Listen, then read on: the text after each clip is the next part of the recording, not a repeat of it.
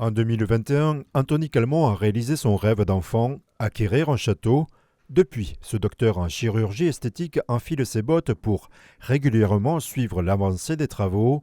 À l'entrée, les couches de peinture du portail 18e ont été grattées pour laisser place à celles d'origine. Et on a retrouvé de la dorure, ce qui justifie aujourd'hui le fait qu'on ait remis de la feuille d'or dessus. Pas complètement, le chantier est encore en cours. Tout ça devrait être prêt pour cet été. Dans un monument historique, à chaque fois qu'on a un problème, c'est justement l'occasion d'aller faire une recherche historique dans les archives, qui est quand même très intéressant et c'est très amusant de faire tout ça.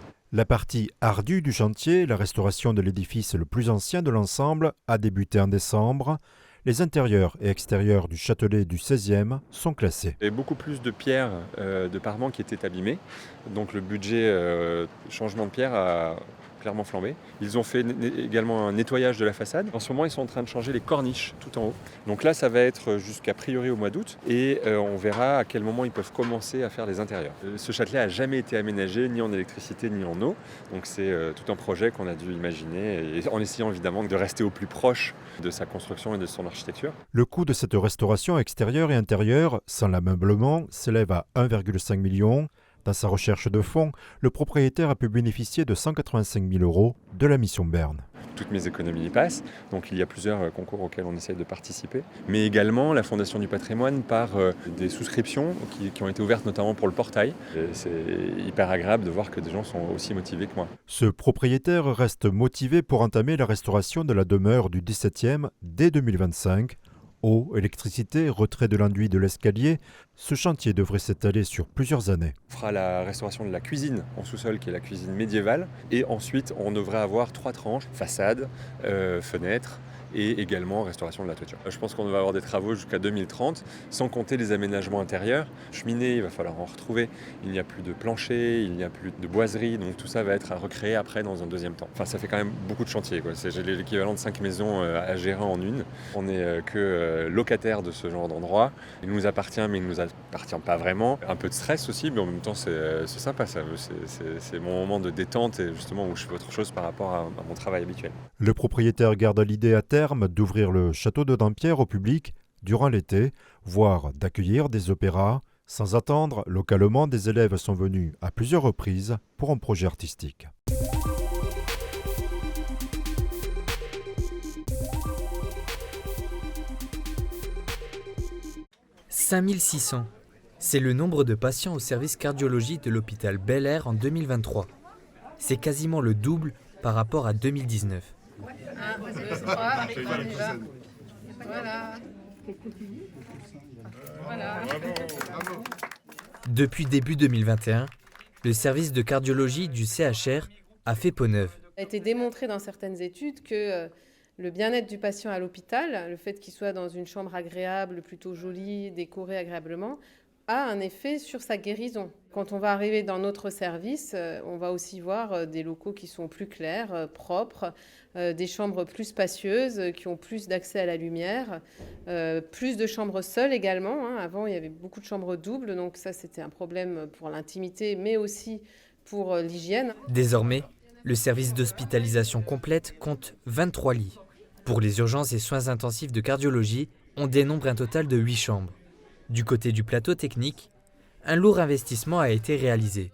Un gros budget qui a été mis dans la rénovation de notre salle d'opération où on met les pacemakers, les défibrillateurs et on fait le traitement des tachycardies. Également, cette salle est utilisée par Dr Naja et son équipe de chirurgie vasculaire qui a une grosse activité et qui pratique les gestes sous anesthésie locale qui n'ont pas besoin d'être faits au bloc opératoire. Le service cardiologie compte 7 médecins et plus de 65 aides-soignants.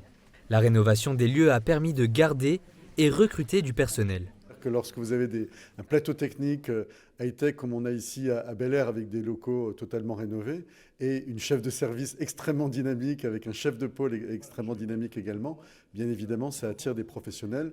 On sait aujourd'hui que c'est compliqué dans le domaine de la santé en France, surtout dans nos régions. Pour ces nouveaux locaux, un peu plus de 2 millions d'euros de travaux et 600 000 € d'équipements ont été dépensés.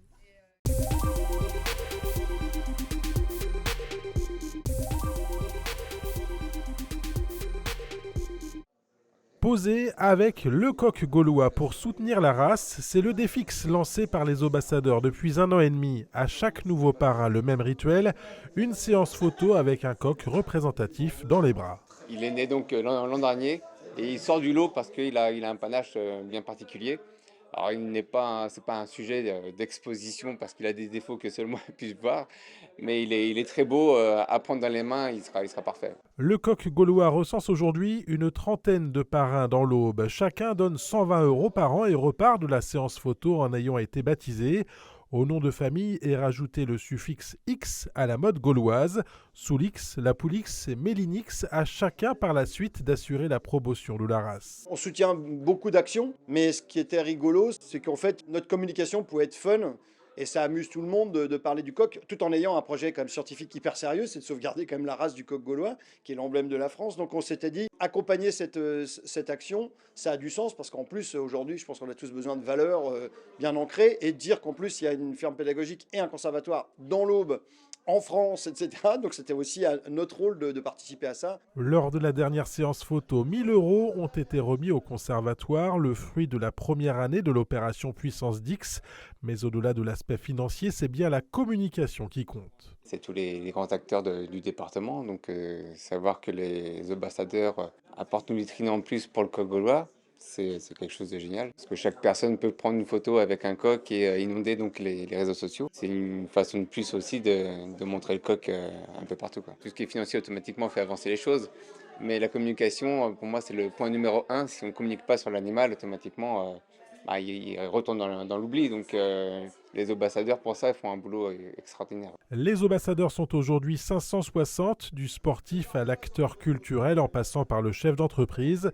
Les profils variés profitent désormais au coq gaulois. Ce qui me semble important, c'est justement de montrer par des actes notre investissement et puis notre intérêt par rapport au territoire. Il n'y a pas que les notions d'emploi, il y a des notions qui sont environnementales, qui sont des notions RSE qui, pour moi, me sont très chères. Puissance Dix fait partie des opérations de communication qui portent leurs fruits. Aujourd'hui, le conservatoire du coq gaulois est de plus en plus connu et reconnu.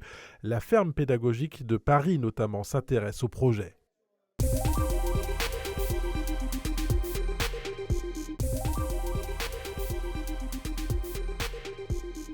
Le buste de Paul Verlaine, ceint d'une cravate, l'image a de quoi interpeller les passants. Tous les ans, ils mettent une cravate. Est-ce que vous savez pourquoi ? Ah non, du tout, je connais pas pourquoi il y a cette cravate. Je sais pas. Vous savez pas ? Non. Se hisser entre les barrières de chantier pour passer une cravate au cou du poète, une tradition vieille de plus de 80 ans. On raconte que entre les deux guerres, il y a un étudiant nancéen qui serait venu pour mettre incognito une cravate au buste de Verlaine. À l'époque, nous étions allemands. Donc pour un étudiant nancéen, c'était symbolique puisque lui venait de France. Et c'est une attache, je dirais, fondamentale, les racines, ce qui peut être aussi vu presque comme quelque chose de patriotique. Popularisé de nouveau dans les années 80, l'histoire se répète et depuis, ce geste est perpétué chaque année par l'association des Amis de Verlaine. Quand on pratique la poésie, quand on est un amoureux des lettres, des belles lettres, de la langue française, donc c'est quelque chose qui doit être entretenu, qui est vraiment dans la mémoire collective. Cravaté 120 ans après sa mort, Paul Verlaine n'en a pas fini d'envoûter les amoureux des mots avec ses poèmes. Étrange vision qui dérange et trouble l'horizon de ma raison.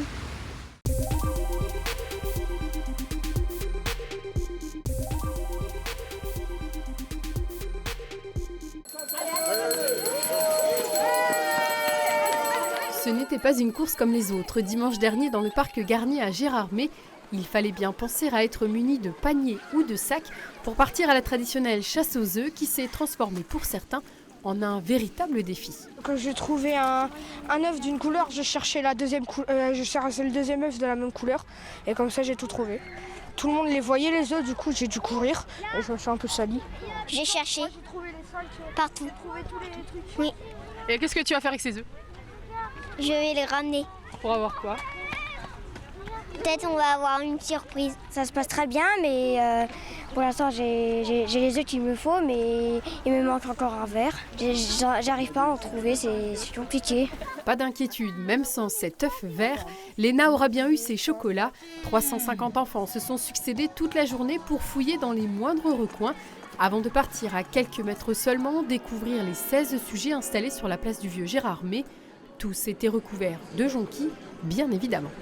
Alors moi je pensais que c'était la fête des jonquilles, mais on m'a dit la fête des jonquilles c'est tous les 2 ans et ça sera l'année prochaine, mais par contre il y a quand même une autre activité, donc c'est avec grand plaisir qu'on la découvre. Je trouve ça très sympa.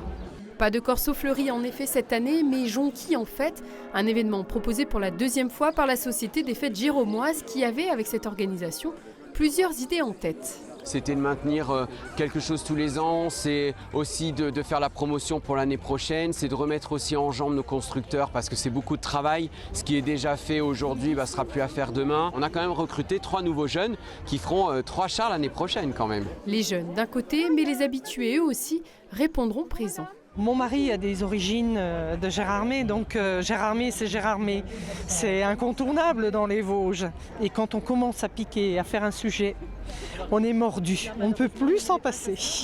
2000 jonquilles ont été nécessaires pour recouvrir Bob l'éponge. Quant à l'année prochaine, du côté de Saint-Amé, on devrait retrouver... Alors on peut vous dire, c'est un cri-cri. Alors le cri-cri, pour ceux qui ne savent pas ce que c'est un ancien manège. Vous savez, qui tournait et on mettait des enfants dans des sièges et on faisait tourner ce manège. Le cri-cri sera donc à découvrir en avril 2025, tout comme la vingtaine d'autres chars qui sera fabriquée pour la 51e édition de la Fête des Jonquilles.